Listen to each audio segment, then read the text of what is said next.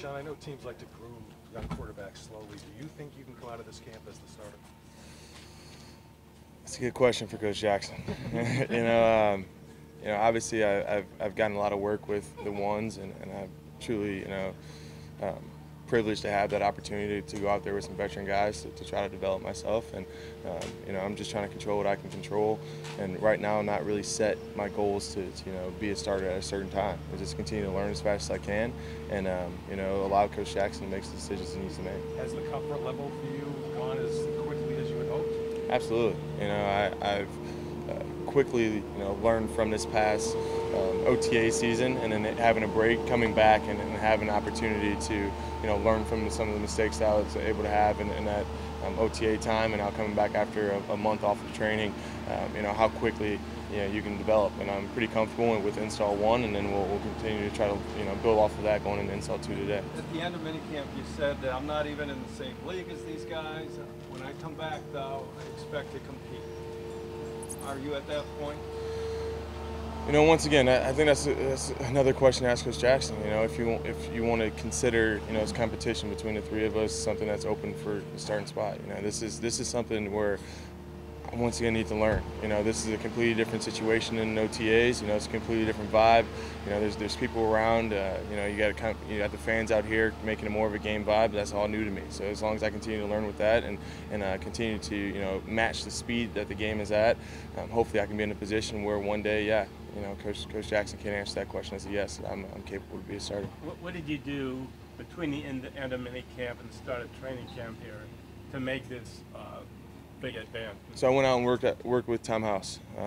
There's quite a few guys who have played in Coach Jackson's systems who go out there and spend time with him. So I thought it was a no-brainer to go out and spend time with the guys who have taught guys to have success with Coach Jackson's system, and learned quite a bit about myself and some of the biomechanics behind being a good thrower, as well as the right mental process that you need to have to continue to have success within something under Coach Jackson.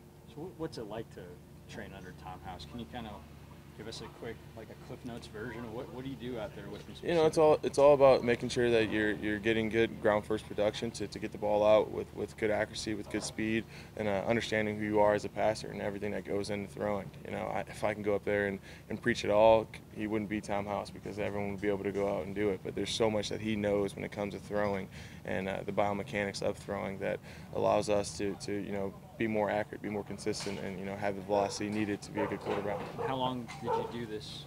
Was it weeks? I was out there for 5 weeks. We're out in Orange County doing a little sports performance training with the guys at Proactive, as well as going and throwing the ball 4 times a week with Tom House. Did you get to pick the brains of anybody, other NFL quarterbacks? Absolutely. There's quite a few guys there. Matt Ryan, Matt Stafford, Blake Bortles, Cody was there with me.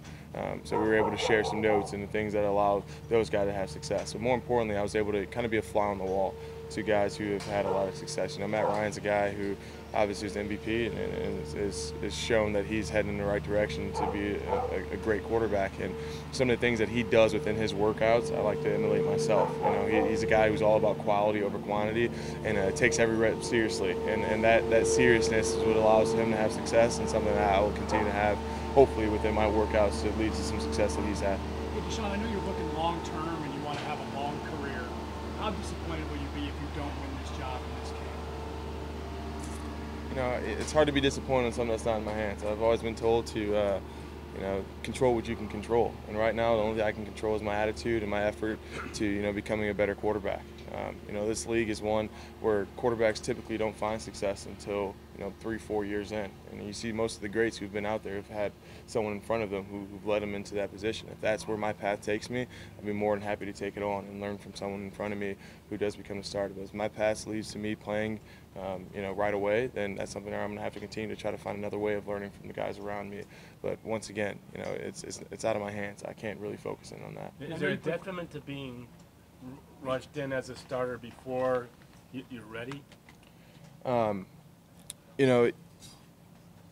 Yeah, I think so. But I think that this program in particular has been through that situation so many times that I think they have a good idea of when a quarterback is ready to go out there. And I think that my preparation habits in the last the way that they've thrown me to the fire in the last couple months has been the one that has allowed me to grow quickly and to become comfortable pretty fast. So once again, it's out of my hands, and I look forward to just trying to play well when my time does come. Another thing you said at the end of minicamp was that you intended to catch up with the playbook in the 6 weeks after minicamp. Yeah. Did you do that, and you feel you're totally with it mentally? This conversation I'm having with you now versus the one we had first day of minicamp, completely different. Yeah, I've spent some time with it, getting the verbiage down, understanding some of the whys and the hows within our playbook, and the more time I have with it, the more I'll be able to understand it.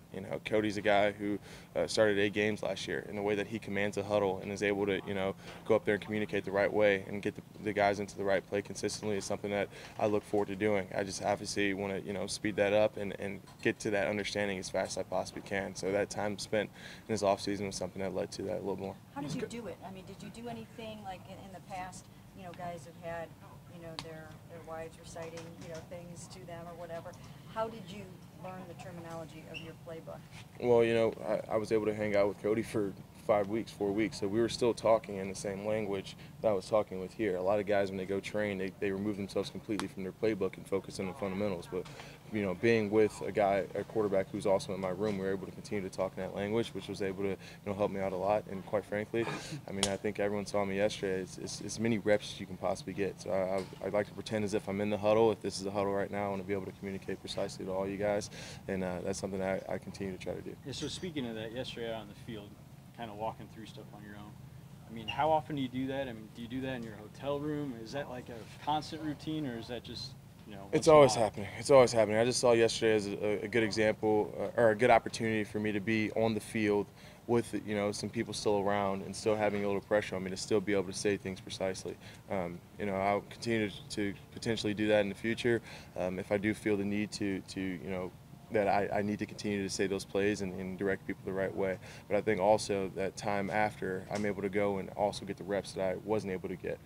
You're limited to reps when you're in the beginning of training camp. There's 4 guys who are taking reps, so out of 12 plays, you're only getting 4. So if I can go out there and accurately communicate the plays that I wasn't in on, it gives you a little more confidence going into the next day, because you're most likely going to end up getting one of those plays you didn't get the day before. Who's tougher on quarterbacks, Coach Kelly or Coach Jackson? Completely different style of coaching. They're both pretty tough. They both have high standards. The college game and NFL game is completely different. There's a lot more responsibility within the NFL, but I think they're very similar in the sense that their standards are very high, but very different in their style of coaching. When you look at, you mentioned how some quarterbacks need 3 or 4 years before they really find their groove, but then you find yourself looking at a guy like Dak last year, comes in and has instant success, was drafted lower than you were, and think, I might be able to have that kind of start to my career? Yeah, once again, that's what I said. There's multiple ways of getting there. I think that the average is to have a couple years before you, but I think that obviously the situation, the coaching staff, the people around you play into that. And I think that this is an awesome environment to learn and to develop.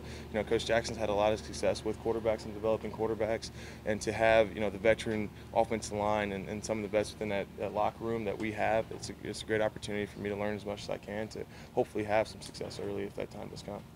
Prescott or Wentz, either of them well I do enough not. you would have talked to them? I do not.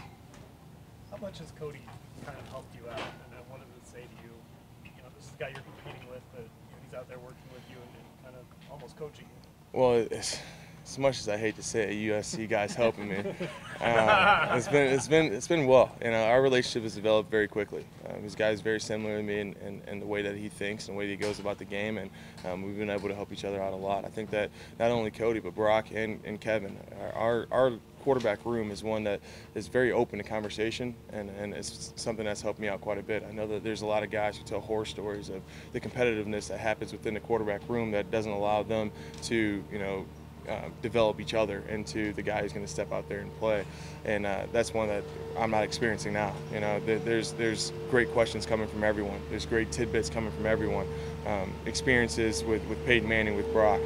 Experiences being in Cleveland with Cody. Also experiences. Oh, I apologize there.